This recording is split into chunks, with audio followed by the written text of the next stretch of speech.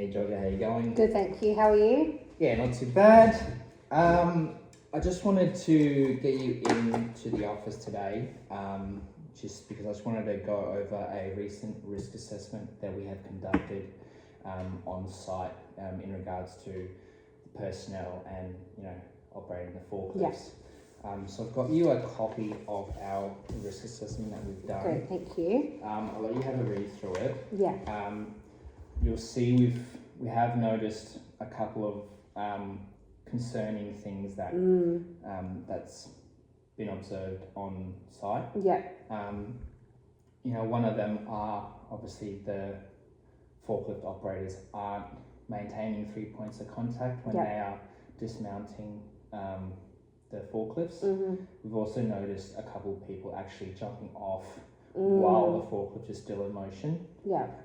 Another big thing as well is the operators are maintaining a high speed when they are operating the forklift, which is not on because the warehouse is a hybrid environment. So we do have a lot of areas where the machinery and pedestrians cross over. Yeah, so, I have actually had quite a few workers come to me that have addressed that, the speeding and being concerned as well for it being a massive safety risk. We don't want any collisions or anything like that to be happening. So yeah, that's perfect. Thank you. Yeah. As you're reading through that, I just wanted to get your thoughts on any additional hazards that you have seen on site as a supervisor yourself. Yeah. Just so we can kind of get a better picture of what the work on site is like, and we can move forward and have a bit of a more comprehensive safety plan in place. Yeah, well, having a look through here, one thing that we haven't included yet is unauthorised forklift attachments. I have seen a lot of forklift drivers not using the correct attachments. For instance, having incorrect forks on when they're carrying loads, having a smaller set of forks on when they're carrying a much heavier load. When they've been asked about, why they're not changing the attachments to make sure they're using the correct ones, it seems to simply be an issue of convenience for them. They are swapping between, different loads and not wanting to get off and go and get the new attachments, which might be on the other end of the warehouse. And instead of using small forks to carry much heavier loads, which they have a lot of risks to that as well. We don't want to damage the forklifts, and also looking at that from the workers' perspective and pedestrians around when things aren't being used properly.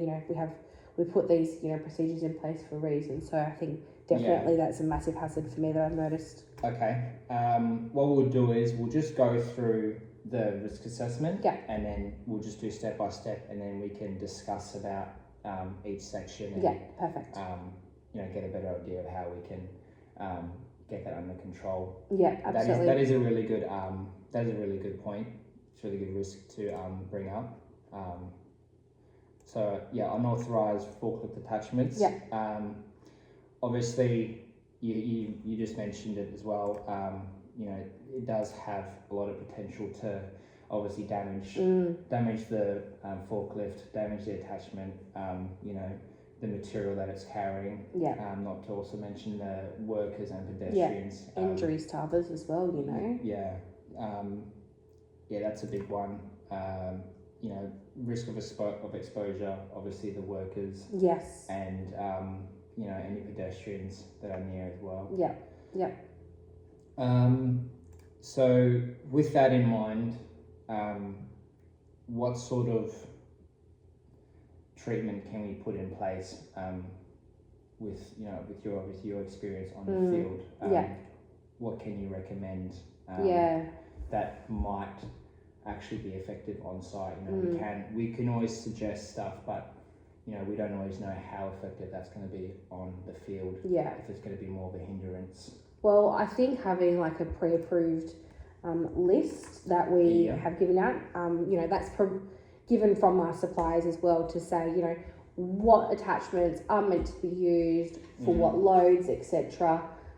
Making sure that's readily available to everyone as well. Yeah. And, you know, any new attachments that are being purchased too, we need to make sure that, I think they really need to be, you know, approved by safety and also the general managers as well. Yeah.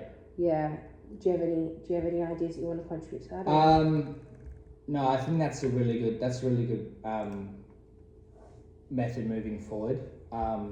We could definitely look at the list of attachments. Yeah. You know, obviously we've got our pre-start, so we know kind of have an inventory of what we have on site already. Yeah.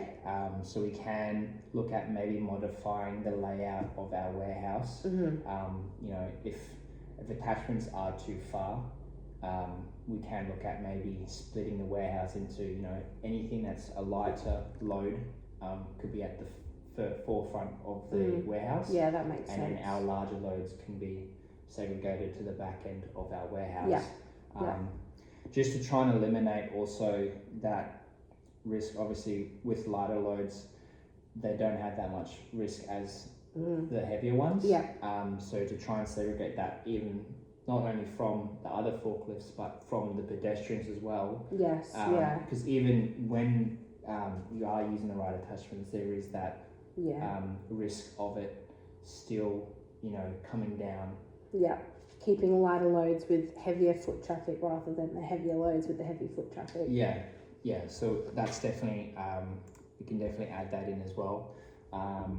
We'll definitely liaise with the general manager to get a sign off on our approved attachments, along with the safety advisors.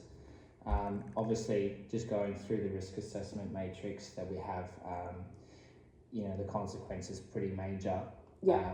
And with using unauthorized attachments, it's much more likely that they are going to drop the material, they are going to drop that load. And especially with how frequently they're using the incorrect attachments, I think that's also, you know, increasing the risk as well, the likelihood of, you know, 100%. anything 100%. happening because of how often, you know, this is occurring in the workplace as well. Yeah. So with all that in place, I think based on our risk matrix, I would put it at a high risk. Yes. With that being said, because it's a high risk, we do need to maybe look at any additional treatments. Yes. Is there anything else that you can think of? Yeah. Well, I think my biggest concern is that, you know, we've obviously had discussions in the past about how to use the machinery safely. And, you know, what concerns me is that even after, you know, having these conversations about, you know, how to use things appropriately, I'm still seeing things happening throughout the workplace. Okay. So I feel like potentially would be quite beneficial to conduct some kind of like scheduled audits where, you know, it'd be great if you guys can come out and make sure that everyone is following, you know, protocols, making sure that they're using the correct attachments, and having it, you know, in a fortnightly and working our way up to a monthly basis so that we're really being consistent and holding everybody accountable as well. Yeah. I also think a big part of it is making sure that it's included in our pre-start as well before we start the job. Yeah. Making sure that everybody's aware of what needs to be done. I think that's very important, not just for our new workers coming through, but also our current workers as well, making sure that they understand, well, you know, the why behind it. You know, there's, you know, we don't just put these things in place for no reason, whether that be giving them additional training to understand, you know, what are the hazards within this workplace and what could go wrong and why are we really pushing for everything to be followed correctly. There's a reason behind it as well. So having that additional training might be a benefit to some of our staff, definitely. Okay. Yeah. We can definitely look at doing a, you know, staff-wide additional training or refresher training. Just to make sure that, you know, everyone is, you know, they know the risks about the forklift and they are, more importantly, compliant. You know, and also including that in onboarding as well. Yeah. So any new staff that are coming through, that needs to be, you know, signed off on onboarding, that they, you know, are signing off to say that they understand, you know, the risks involved, and they have read the protocols and make sure they're up to date with, you know, all the things we're putting in place as well. So okay, in the audits that we do conduct, we can do a observation as well. So we can have a look at when they are, you know, personnel that are operating the forklifts. We can, you know, just do an observation, see if they are compliant, they are following the rules, they're not speeding, you know, that they're using the right attachments, and from the supervisors, I'll just ask that you guys just monitor any wrong behaviours. Please hold them accountable. Yes, absolutely. If they are, you know, being trouble and, you know, it's creating conflict in the workplace, please do report that.